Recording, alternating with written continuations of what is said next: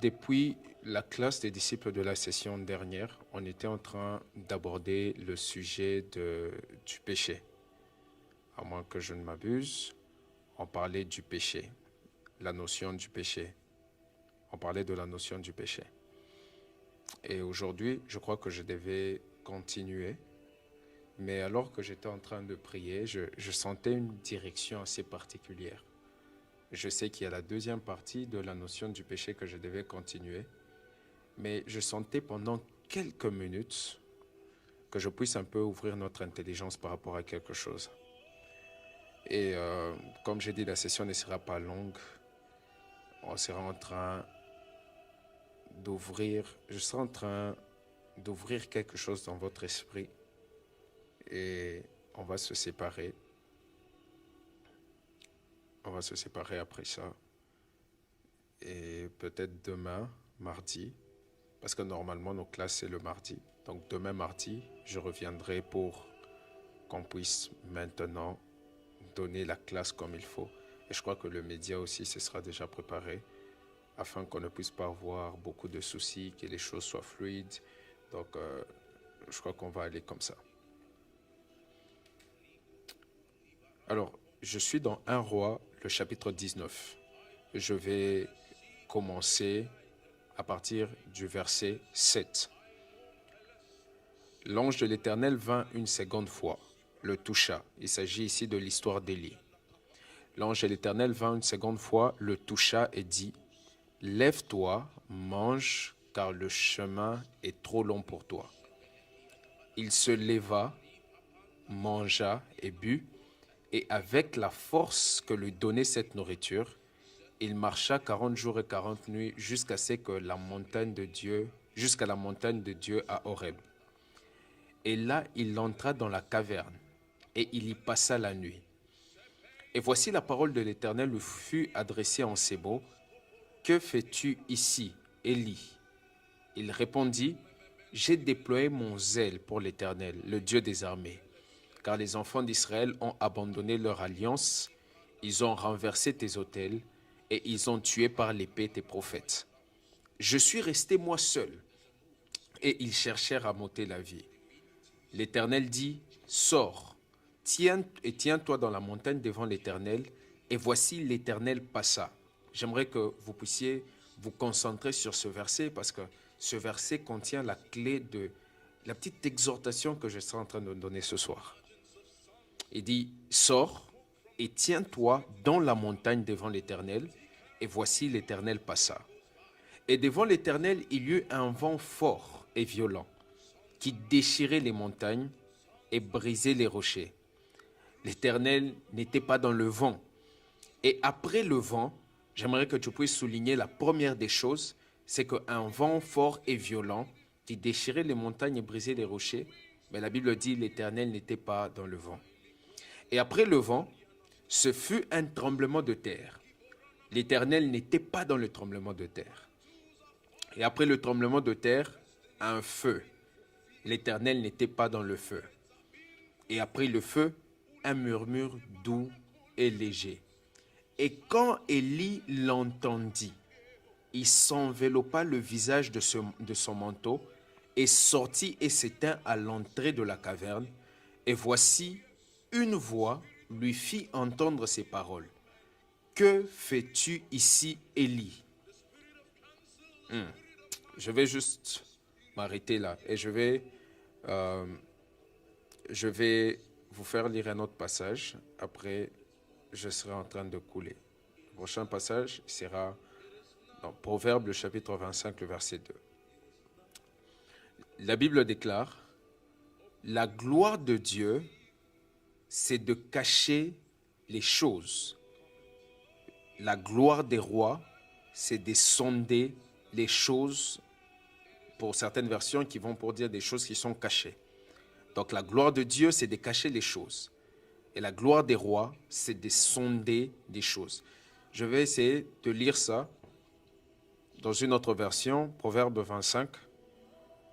Proverbe 25, je vais essayer de voir avec d'autres versions pour voir un peu ce que d'autres versions disent. Proverbe 25.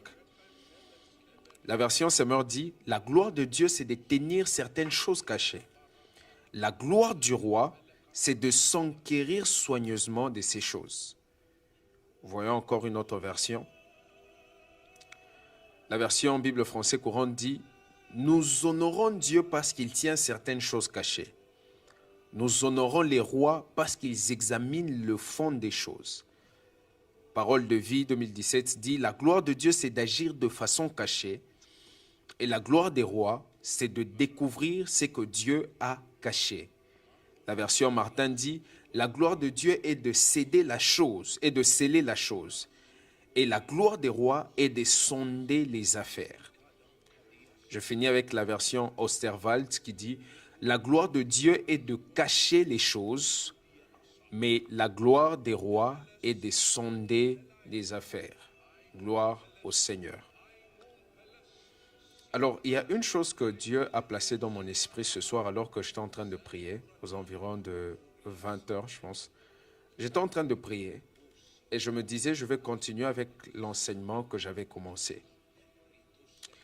Et à partir de là, le Seigneur a placé quelque chose dans mon esprit alors que j'étais en train de prier. Le Saint-Esprit est en train de me parler.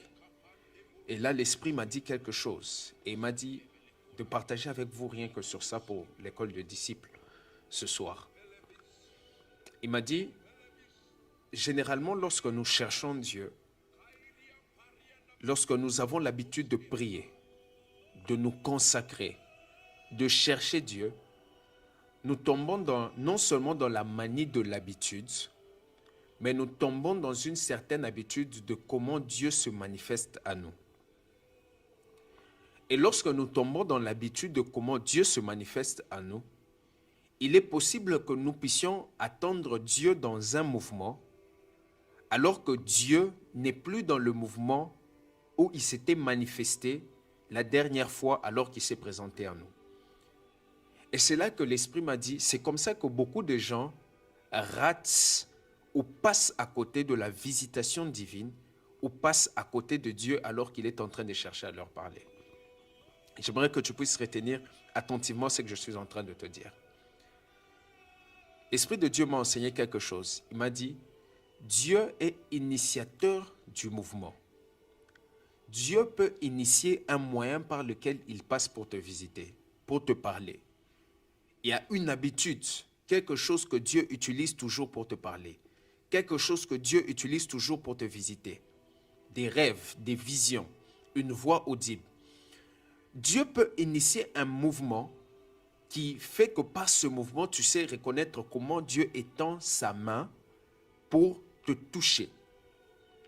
Mais l'Esprit m'a enseigné, il m'a dit, la chose ou le danger avec ça, c'est que l'homme ou celui qui reçoit de Dieu s'attache plus au mouvement qu'au Dieu qui initie le mouvement. Lorsque le peuple d'Israël est dans le désert, vous lisez dans Exode, vous voyez le peuple d'Israël dans le désert et ils sont mordus par des serpents. Dieu dit à Moïse, fais un serpent d'airain et élève ce serpent-là. Et à chaque fois que ces gens seront en train de regarder au serpent, ils seront en train de recevoir leur guérison. Moïse fait le serpent d'airain.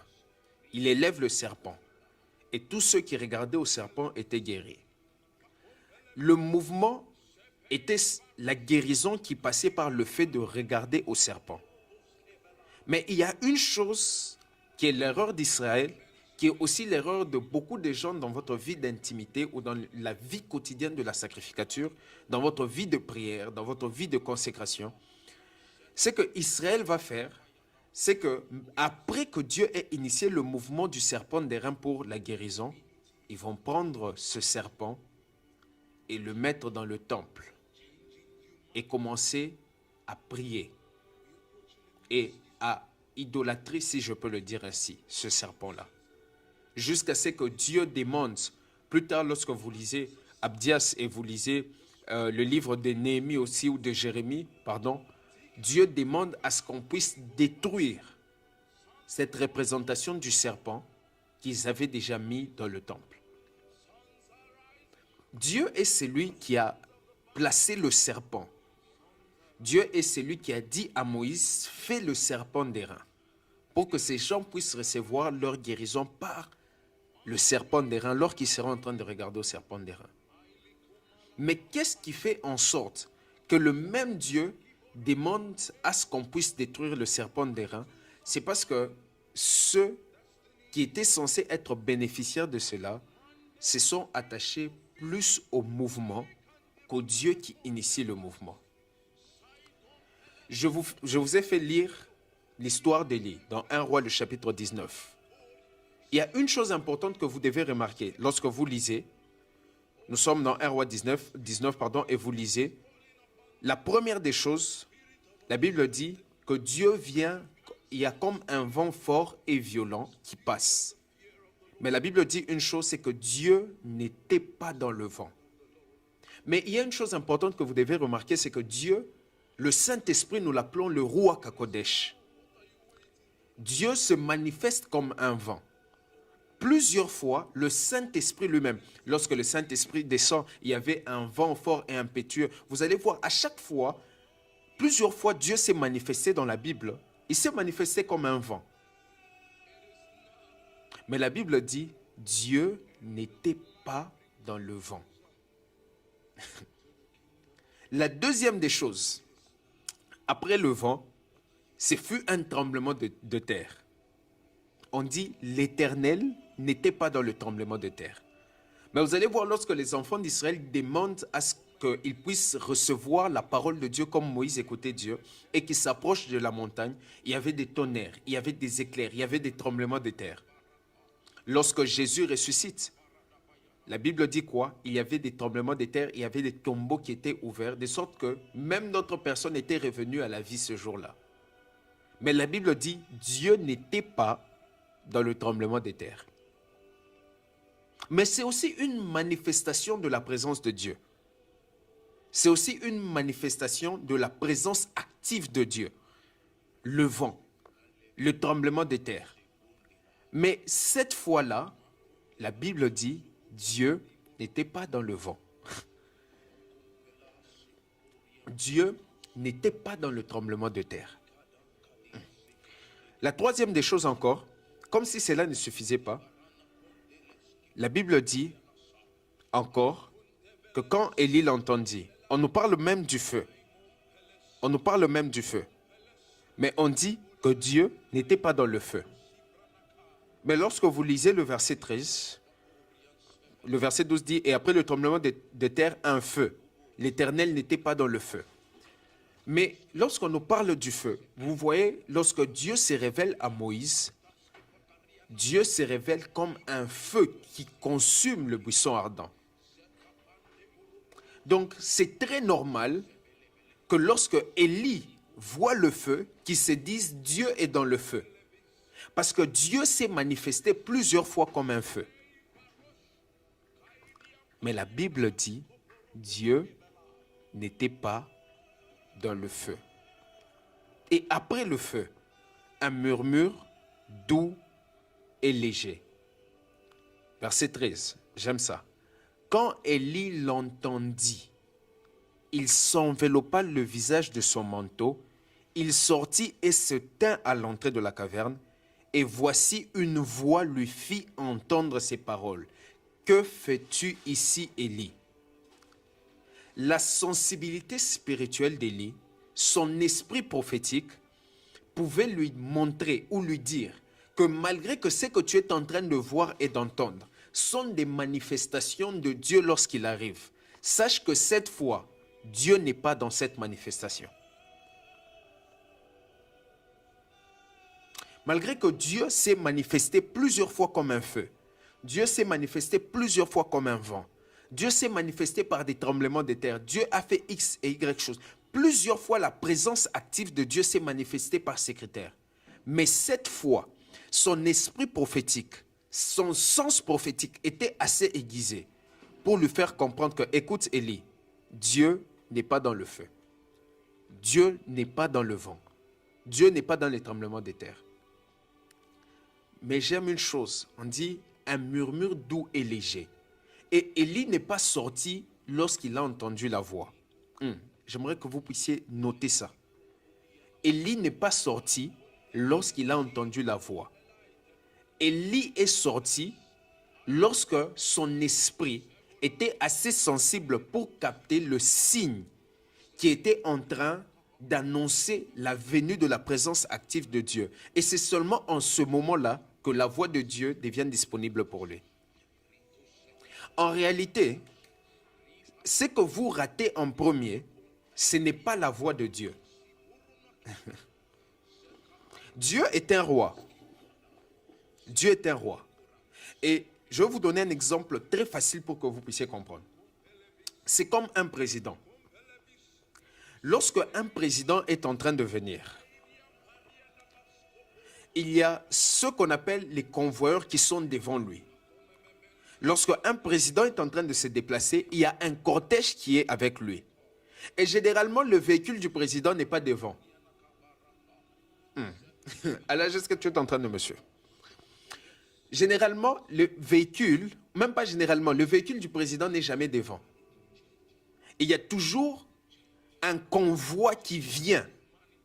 Et lorsqu'on voit le convoi, on sait que, ah ok, le président n'est peut-être pas encore là, mais le président n'est pas loin.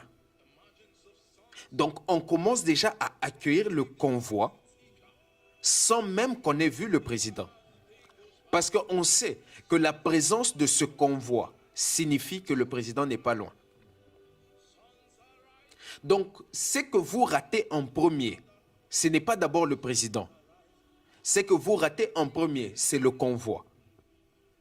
Le convoi, lorsque tu sais être assez sensible pour reconnaître le convoi qui vient avec la voix de Dieu, c'est seulement en ce moment-là que tu as accès à la voix de Dieu. Si Élie ne sort pas de la caverne, lorsqu'il entend ce murmure doux et léger, s'il n'est pas assez sensible pour comprendre que Dieu n'est pas dans le vent, il n'est pas dans le feu, il n'est pas dans les tremblements de terre, mais il est dans le murmure doux et léger. S'il n'est pas assez sensible pour sortir de la caverne, la voix de Dieu ne se présente pas devant lui.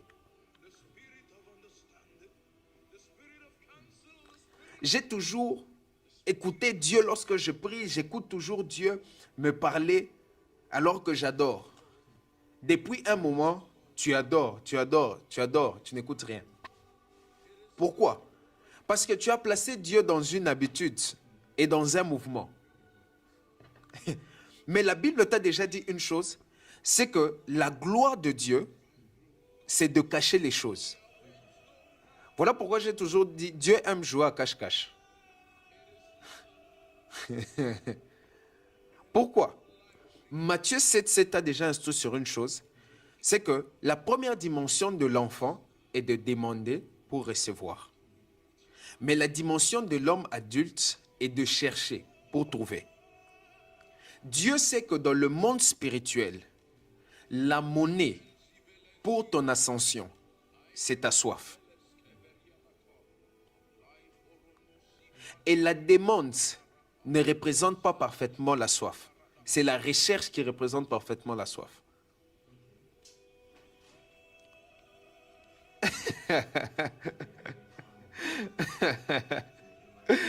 Oh my God. Pourquoi Dieu aime jouer à cache-cache? Parce que dans le monde spirituel, la monnaie pour ton ascension, c'est la soif. Et tu ne peux pas dire que tu as soif si tu ne cherches pas. Demander. Un enfant peut demander. Tout le monde peut demander. C'est facile de demander. Mais chercher, c'est pour ceux qui ont la détermination de non seulement de vouloir une chose, mais de payer le prix pour recevoir la chose. Voilà pourquoi Dieu se cache. Parce qu'il veut se rassurer que cet homme est prêt à payer le prix de la recherche et voir le niveau de la soif que tu as. Voilà pourquoi Dieu, parfois, il ne te répondra pas au premier coup, même s'il a envie. Parce que l'insistance et la persévérance dans la consécration, la prière, le jeûne et toutes ces choses, ça ne change pas Dieu. C'est juste une monnaie dans le monde spirituel pour montrer ta soif. Et là où il y a la soif sur l'autel, il y a le feu. Il y a le feu. Il y a le feu. Voilà pourquoi tu vas voir maintenant, comme je disais, plusieurs arrivent dans une saison où ils écoutaient Dieu, où ils cherchent à écouter Dieu, mais le problème c'est quoi? Ils ne connaissent pas le convoi que Dieu utilise cette fois-là.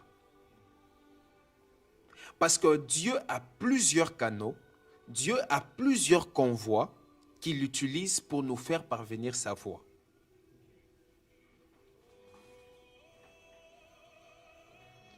Il y a 3 choses que je vais vous donner ce soir.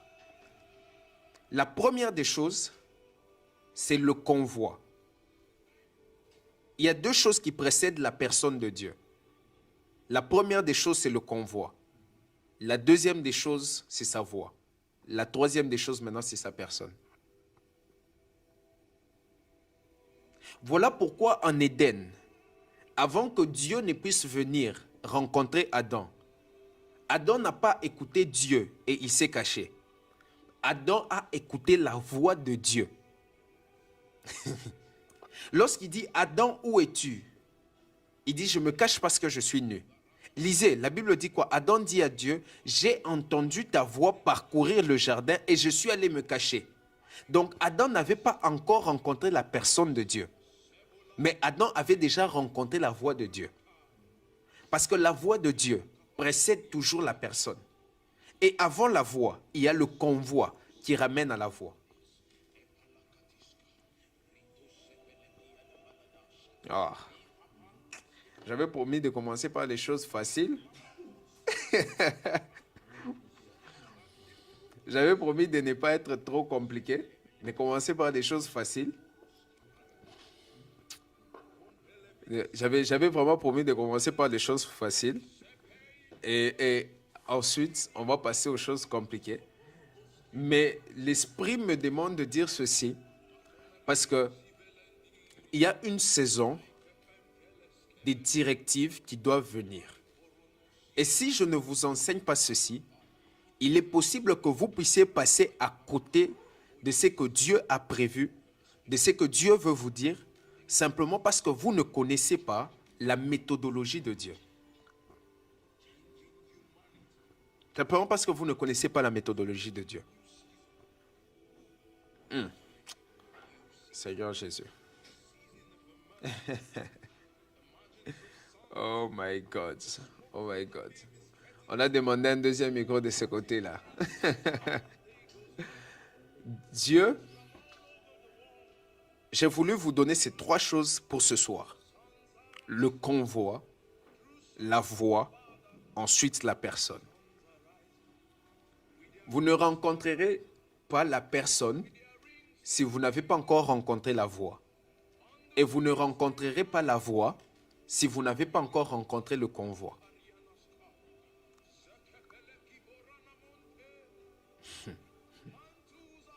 Ce que vous utilisez, la prière, le jeûne, les retraites et toutes ces choses, vous pensez que lorsque l'Esprit vous pousse, comme il a poussé Jésus dans le désert, comme il vous a poussé à aller en retraite, comme il vous pousse à parler ou à faire ou à aller dans la prière, 3 jours de jeûne, qu'est-ce que l'Esprit est en train de faire? L'Esprit est en train de vous pousser à ne pas rater le convoi qui va vous mener à la voie. Et la voie ramènera l'instruction. Et l'instruction vous fera rencontrer la personne.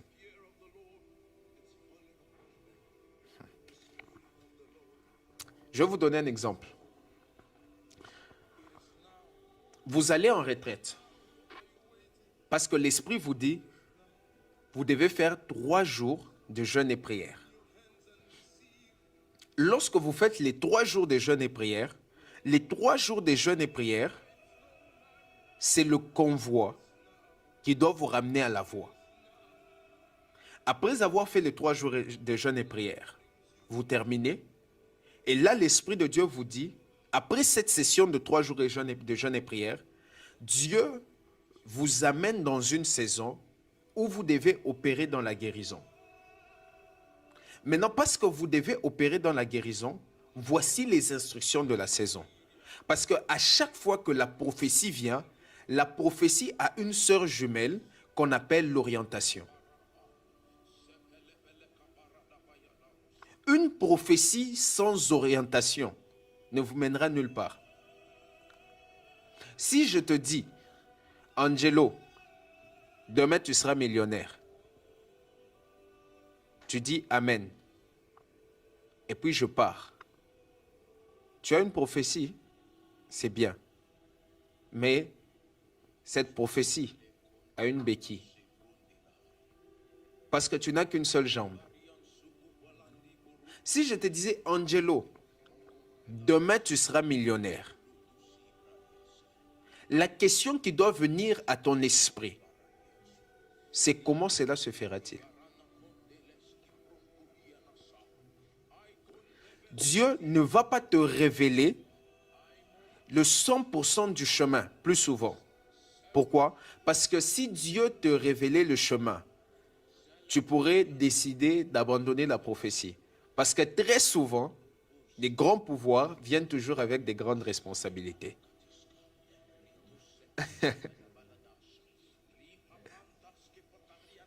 Voilà pourquoi à Joseph, Dieu lui montre les étoiles, les gerbes qui s'inclinent. Il lui montre la gloire qui viendra. Il lui montre son état de gouverneur d'Égypte. Il lui montre sa présence dans la maison de Pharaon. Mais il ne lui montre pas qu'il sera vendu par ses frères. Il ne lui montre pas l'étape de la prison. Il ne lui montre pas l'étape de la femme de Potiphar. Parce que Joseph est un enfant, n'oubliez pas. Alors que Dieu lui montre ça, il a à peine 15 ans, 16 ans. C'est un enfant. Il peut dire, non Seigneur, si je dois passer par la prison en Égypte, une terre étrangère, la femme de Potiphar, le rejet de mes frères, mieux encore, hein, je laisse seulement. Voilà pourquoi Dieu te cachera le parcours, te montrera la finalité. Voilà pourquoi une fois l'Esprit de Dieu m'a dit que celui qui marche avec la prophétie n'a pas peur de l'adversité du présent parce que son esprit est projeté dans l'accomplissement futur. La prophétie de Dieu est une garantie de la victoire de Dieu sur tes combats. Voilà pourquoi une personne a chanté « J'ai une prophétie sur ma vie. Je ne peux pas mourir ici. Je ne peux pas m'arrêter ici. Je dois finir ma course. » Pourquoi? Parce que la parole de l'Éternel est déjà sortie. Et la parole de l'Éternel qui sort, elle sort avec un but. C'est de vous soutenir dans l'adversité qui précède l'accomplissement de votre prophétie. Mais bon, on ne parle pas de la prophétie et du prophétique. Comme je disais, si je te dis, Angelo, demain tu seras millionnaire, et que je ne te dis pas comment, tu marches avec une jambe. Parce que l'une des choses dont tu as besoin après la prophétie, c'est l'orientation. Demain, tu seras millionnaire. Et Dieu me dit que la façon dont il va te faire parvenir là, c'est que tu dois commencer à investir dans l'immobilier, par exemple. C'est que tu dois commencer à prendre au sérieux tes études, je ne sais pas moi, en cinéma, ou tes études de vidéaste, ton entreprise, commencer à faire telle autre chose, parce que Dieu décide que tu puisses t'investir là, parce que c'est là que Dieu sera en train de te connecter. C'est là que vous voyez des gens dire, je vois un contrat qui vient et des gens commencent à te susciter. Qu'est-ce que Dieu est en train de faire là? Il est en train de te donner l'orientation qui va te faire parvenir à l'accomplissement de la prophétie. Pourquoi beaucoup de gens ne vivent pas l'accomplissement de leur prophétie? Parce qu'ils ont une jambe. Ils n'ont que la prophétie. Ils n'ont pas l'orientation.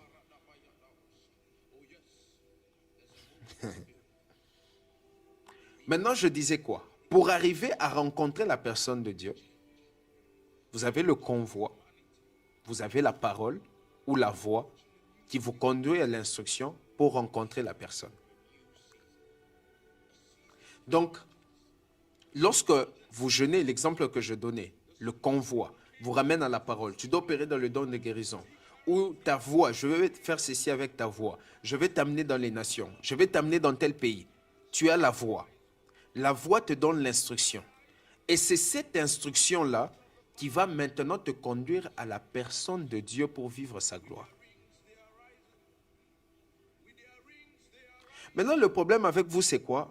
Vous priez. Ah, vous priez. Priez. Vous priez. Vous priez. Maintenant, le problème, c'est que quand vous priez et que le feu se présente, parce que le feu est une manifestation de Dieu, vous sortez de la caverne.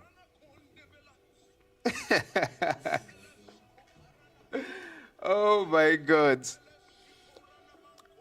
Vous sortez de la caverne très tôt. Je peux avoir la bouteille d'eau là-bas. Vous sortez tôt de la caverne. Non, il y a une autre bouteille de l'autre côté. Vous sortez tôt de la caverne. Et vous réalisez que non, j'avais comme des impressions, j'avais des sensations. J'ai senti Dieu pendant que je priais. Mais quand je sors, je n'ai pas l'instruction de Dieu. Il y a des gens ici, vous êtes allés dans des retraites où vous avez prié sérieusement et vous avez senti les frissons, vous avez senti toutes ces choses. Vous avez senti les frissons, vous avez senti la présence de Dieu, vous avez pleuré, vous avez adoré, vous vous êtes agenouillé, vous avez tout fait. Mais vous n'êtes pas sorti de là avec l'instruction. Il n'y a aucune retraite spirituelle, aucun moment de prière qui se respecte où on sort sans avoir reçu l'instruction de Dieu. Maintenant, en ce moment, j'aimerais que tu puisses d'abord commencer à compter combien de retraites tu as eu à faire et combien d'instructions tu as reçues jusque-là.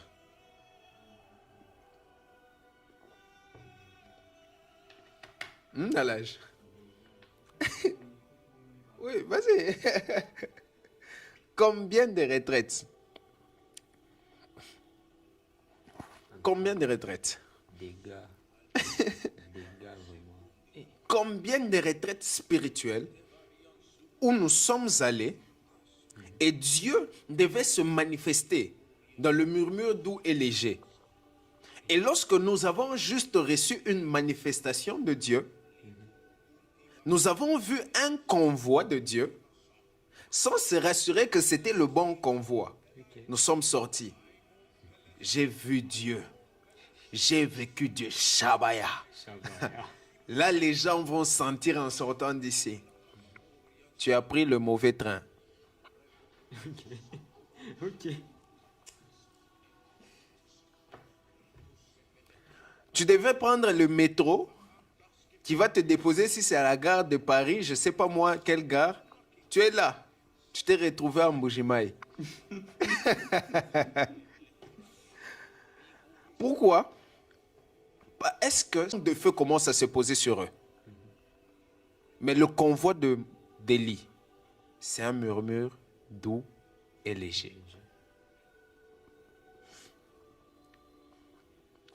Le problème n'est pas seulement de rencontrer le convoi, mais le problème c'est de se rassurer de prendre le bon convoi. Donc on peut se tromper. C'est compliqué. Voilà pourquoi le manque de sensibilité spirituelle et d'un esprit prophétique éveillé te fera passer à côté d'une retraite, d'un moment de prière. Et tu sors de là, tu penses que tu as reçu.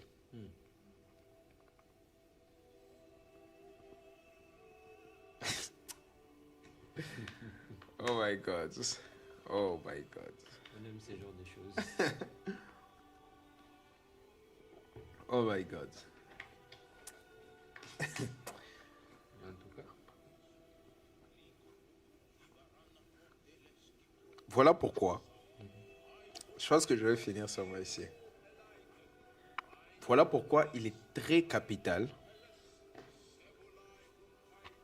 de connaître le Dieu des multiples opérations. 1 Corinthiens, le chapitre 12, est en train de dire quelque chose de capital. Il dit, c'est le même esprit, c'est le Saint-Esprit qui fait ses dons à tous. En ce qui concerne le ministère, je suis dans 1 Corinthiens chapitre 12, à partir déjà du verset 4, 5, 6. En ce qui concerne le ministère, le même Seigneur qui accorde ses ministères. Mais en ce qui concerne les opérations, c'est le même Dieu qui opère tout en tous. Qui opère tout en tous. Qui opère tout en tous. Donc Dieu est le Dieu des multiples opérations. Et lorsque vous commencez à devenir un homme spirituel, vous comprenez une chose. Dieu aime se cacher. D'ailleurs, la Bible dit qu'il fait des ténèbres sa demeure. Ça devrait déjà vous enseigner qu'il aime se cacher. Je vous ai toujours dit, on appelle Satan le prince des ténèbres, pas le roi des ténèbres. Ok. On appelle Satan le prince des ténèbres, pas le roi. C'est un terrain où il aime jouer. Ce n'est pas un terrain qu'il a créé, qu'il maîtrise. Ok. Je vous ai toujours dit que Satan a la nostalgie depuis que Dieu l'a chassé. Il aime tout faire comme Dieu.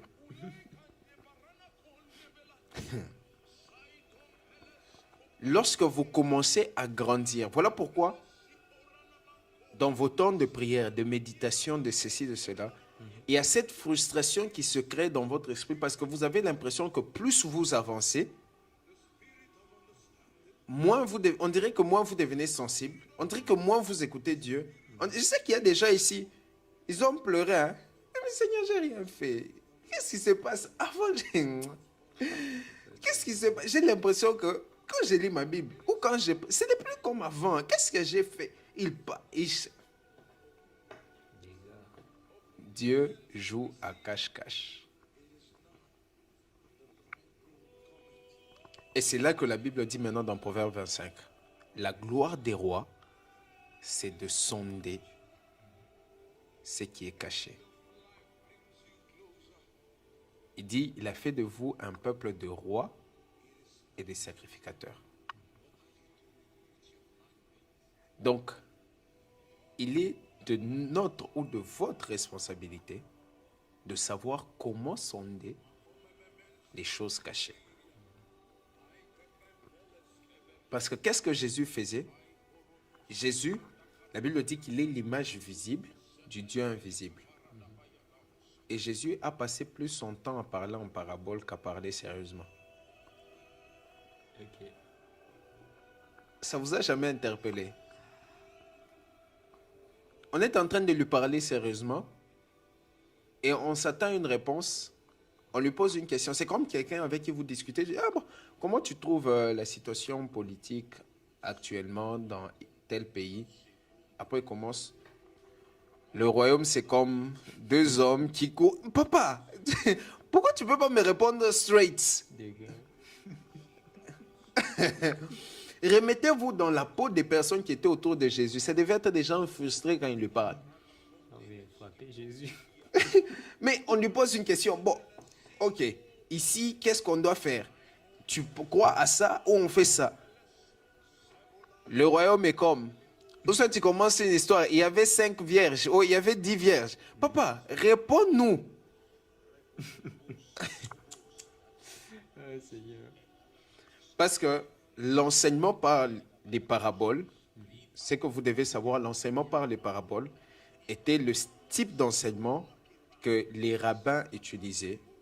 C'était un enseignement codé. Il y a deux types d'enseignement des paraboles. Il y a les paraboles rabbiniques et les paraboles normales. Qu'est-ce que la plupart des rabbins faisaient? Ils utilisaient les paraboles afin que seuls ceux qui sont initiés au langage puissent comprendre ce qu'ils disent.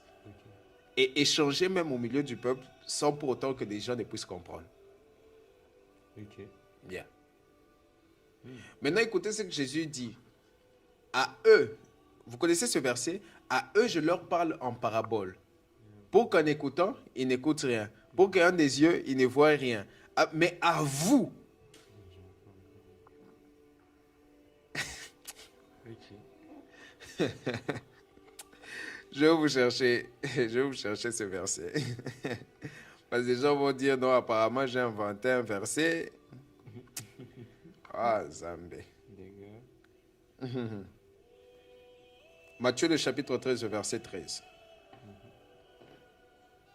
Je commence à partir du verset 11.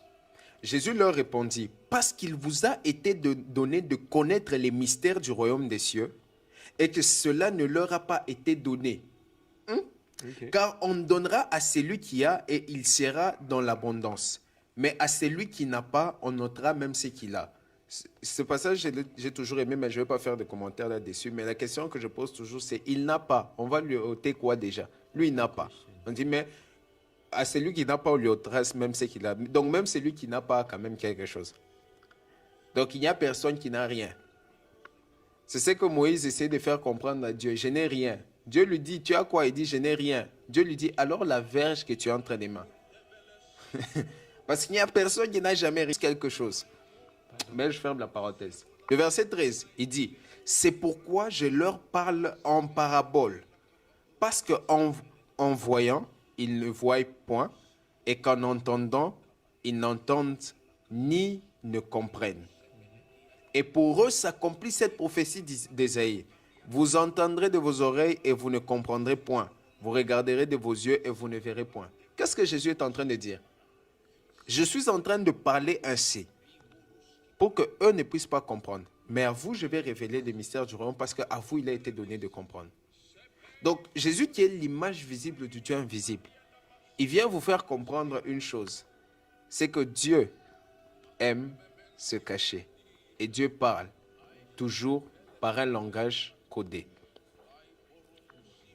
Voilà pourquoi vous n'avez pas des rêves. Laissez-moi vous faire comprendre une chose et je vais finir par là. Voilà pourquoi vous n'avez pas des rêves où, au lieu que Dieu te dise simplement, par exemple, il y a un esprit qui vient et il y a ta soeur qui veut être frappée par la maladie. Dieu, dans les rêves, il te montre un taureau qui est en train de courir et tout. Et puis vous êtes dans une maison, ou je ne sais pas moi, une vache. Vous êtes dans une maison. Et après, tu vois, vous étiez tous dans la maison. Et puis il y avait de la bouse de vache partout. Après, ta soeur là, tu l'as vue, elle est sortie de la maison. Elle a commencé à jouer avec ça. Et puis tu étais là, tu disais, reviens. Dieu, pourquoi seulement tu ne viens pas? Et puis tu me dis, écoute, il y a un esprit qui fait que ta soeur ici va tomber malade et il faut prier pour elle contre cet esprit. Mais il va te donner des images. Et c'est à toi de décoder la voix de Dieu, des images que Dieu t'a données. Parce que la gloire des rois, c'est de sonder les choses qui sont cachées. Donc vous pouvez vous approcher d'une atmosphère de prière, d'un moment de retraite. Ou même en ce moment, vous pouvez essayer de vous approcher de ce moment-là. Mais il y a tellement de choses alors que vous vous approchez de la présence active de Dieu que vous devez prendre en compte. Afin de ne pas passer à côté, malgré que vous avez décidé d'aller dans le lieu de la prière. Beaucoup de gens prient. Nous prions tous. Mais qu'est-ce qui fait que les résultats dans la prière sont différents? C'est la connaissance du lieu où nous nous tenons, alors que nous sommes tous en prière. Le convoi, la voix, si je peux ajouter l'instruction, et la personne. J'aimerais que vous preniez en compte ces choses alors que vous serez en train de prier. Je vous ai dit, ce soir, c'était une exhortation. Une exhortation compliquée, mais c'était une exhortation. À vous ramener à une chose essentielle, qui est la sensibilité spirituelle et un esprit éveillé lorsque vous vous tenez dans la présence active de Dieu.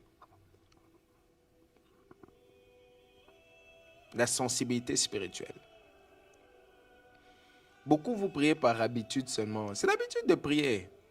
C'est des soucis. Tu n'as personne à qui parler. Tu entres là-bas, tu commences. Seigneur, tu ne vois pas. Ça t'a déjà compliqué. En réalité, il n'y a aucune attente. Il n'y a aucune souplesse de l'esprit, même alors que tu es là. Même si un ange venait à côté de toi, il se tenait là. Tu ne sauras même pas qu'un ange est venu. Pourquoi? Parce que tu entres avec une seule intention. Déverser seulement ton cœur et puis sortir de là. Il n'y a aucune attente. Mais lorsque vous lisez la vie des prophètes, vous réalisez qu'ils avaient toujours une attente à chaque fois qu'ils s'approchaient de Dieu.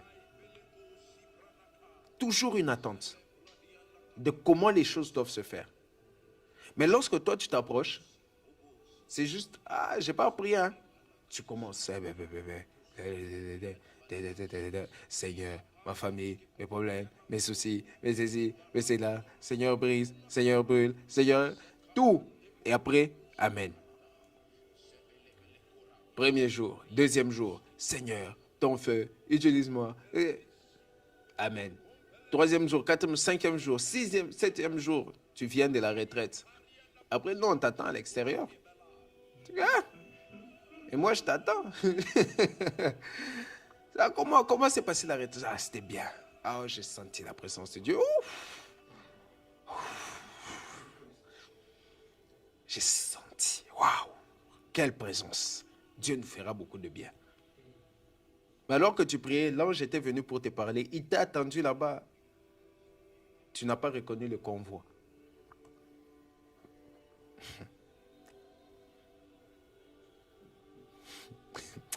Il y a un buisson qui est en train de brûler là-bas, alors que tu étais dans le désert. Le buisson a brûlé, brûlé, brûlé. Tu n'as même pas remarqué que ce n'est pas en train de se consumer.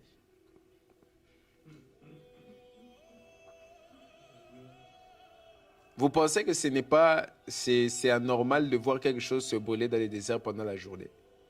Non. Lorsque je parle du prophétique, c'est là que, lorsqu'on parle des attitudes d'un homme spirituel, on parle de la qualité de l'observation.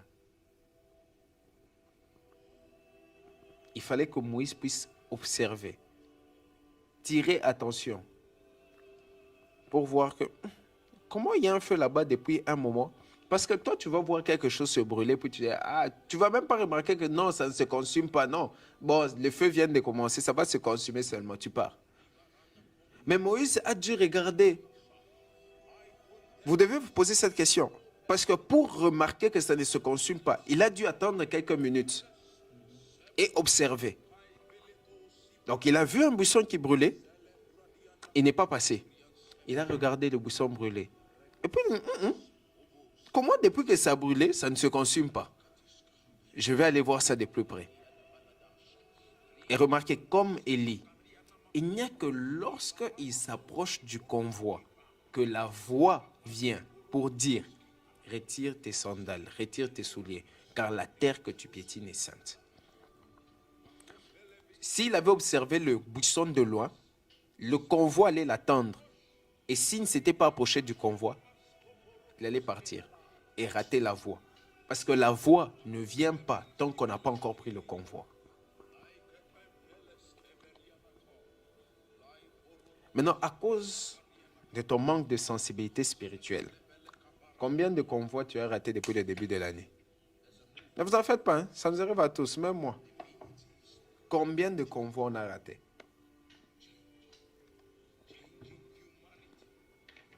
À cause du manque de sensibilité spirituelle. À cause du manque de sensibilité spirituelle. Voilà pourquoi ce soir je suis venu avec cette parole, afin que, alors que vous êtes dans vos moments de prière, alors que vous approchez de la prière, vous approchez de la présence active de Dieu, que vous soyez de ces gens qui ne viennent pas juste pour venir, non, mais qui viennent avec des attentes premièrement, mais au-delà des attentes, avec la sensibilité et un esprit éveillé.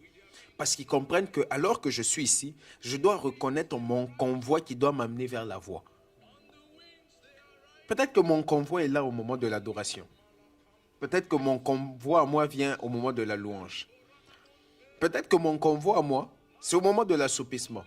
Parce que tous les assoupissements, alors que vous priez, ne sont pas des assoupissements parce que vous avez sommeil ou parce que vous êtes fatigué. Mais Dieu peut vous plonger dans un petit sommeil pour vous parler et pour vous tirer de là. Il y a des gens comme ça, on a senti que ça venait, j'ai sommeil, il a résisté, il a résisté. Bon, vu que Dieu parfois est bizarre, tu as raté ton convoi. Toi, tu t'es dit, ah non, je me suis battu, je n'ai pas dormi. Ah, c'était ça ton convoi pour aller et voir et écouter. Toi, tu as senti là-bas et puis tu es parti, tu t'es lavé au visage. Je ne dis pas au fait de commencer à dormir. Il y a des gens, si ce n'est pas le convoi, vous dormez. Vous dormez trop. La prière pour vous, c'est un somnifère. Quand vous n'avez pas sommeil, vous priez parce que vous savez que vous n'allez pas finir la prière et vous allez vous réveiller le lendemain à 7 heures. Vous dormez. Mais il y a des gens pour qui ça vient comme un convoi pour les amener à la voie. Il y a des prophètes comme ça. Je rappelle encore ce que l'un de mes mentors nous racontait. J'ai oublié juste le nom du prophète. C'est lui, lorsque il a un service et qu'il a fini de prier, il doit faire de son mieux pour dormir. Vous allez voir, il dort pendant même quelques minutes. Il ronfle. Le papa, il est gros, il est fort. Hein? Il dort. Il ronfle même. Mais dès qu'il finit seulement de dormir, c'est fini. Dès qu'il se réveille, vous savez que non, il a écouté quelque chose, il a vu quelque chose. Et lorsqu'il sera en train de vous parler de la part de Dieu, c'est avec toutes ces précisions possibles. Parce qu'il sait que son convoi vient lorsqu'il dort. Voilà pourquoi les choses spirituelles, on ne les fait pas par habitude et par imitation. On ne les fait pas par habitude et par imitation. Vous allez me voir, oh, les prophètes ont l'habitude de faire des études. C'est pas ton convoi, papa. Tu vas t'embrouiller pour rien. Tu vas t'embrouiller pour rien. Il est possible que pour moi, ça se manifeste par le feu. Mais il est possible pour toi que ce soit un murmure doux et léger. Il est possible que pour toi, ce soit un murmure doux et léger. Il est possible que pour Y, que ce soit un vent. Dieu a multiples opérations.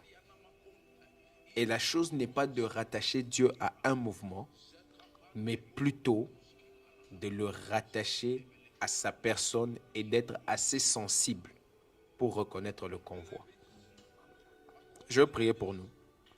Père éternel, alors que je prie ce soir, Saint-Esprit, je prie que tu puisses faire grandir et augmenter notre sensibilité spirituelle, afin de découvrir des choses que tu nous as données par ta grâce, et que nous puissions, éternel Dieu, marcher tel que toi tu veux que nous puissions marcher, que nous ne puissions pas rater les convois que tu nous envoies qui nous mènent à ta voie, que nous puissions être des hommes et des femmes spirituels, et que nous puissions marcher, Seigneur, dans une nouvelle dimension dans notre vie de prière et de consécration. Je sais que tu es fidèle et que ce que tu fais est bon. Voilà pourquoi je prie pour chaque personne connectée au son de ma voix, que tu puisses, éternel Dieu, nous enseigner. Et Saint-Esprit, ce que je n'ai pas pu dire ce soir, que tu puisses encore leur enseigner, que tu puisses compléter, parce que tu es celui qui les a parlé au travers de ma bouche. C'est dans le nom de Jésus que j'ai ainsi prié avec le Saint-Esprit. Et je dis Amen.